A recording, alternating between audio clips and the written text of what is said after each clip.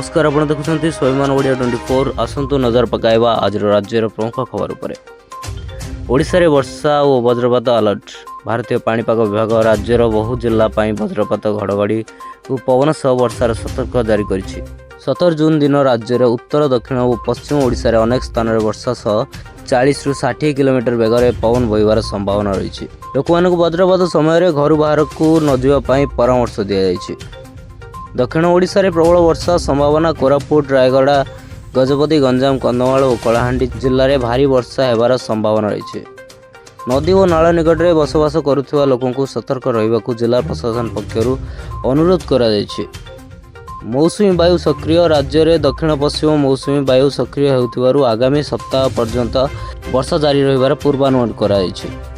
अनेक जिले में हालुकारू मध्यम धरणर वर्षा सह केतेक स्थान में भारी वर्षा होई पारे। कृषक पाई खुशी खबर। वर्षार आगमन सह चाष कार्य आरंभ करने को कृषक माने प्रस्तुत होउछंती। धान चाष पाई जमी प्रस्तुत जोरदार चली। कृषि विभाग पक्षरु उन्नत मानर बिहन व्यवहार करने को परामर्श दि जाइछि। रथयात्रा प्रस्तुति जोरदार। पवित्र श्रीगुंडीचा रथयात्रा पाई पुरी रे प्रस्तुत जोरदार होइछि। रथ निर्माण काम शेष पर्यायर पहुंची।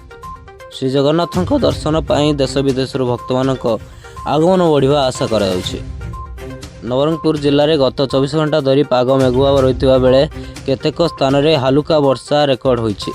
आज संध्या और राति समय वज्रपात सह वर्षा होबार संभावना रही।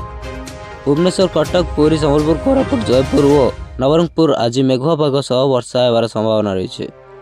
वज्रपात समय गछ तले आश्रय न नेबाकू और सुरक्षित स्थान रहबाकू परामर्श दि जाइछि। एतिक थिला आजिर प्रमुख खबर। अधिक खबर पाई देखंतु स्वाभिमान ओडिया 24।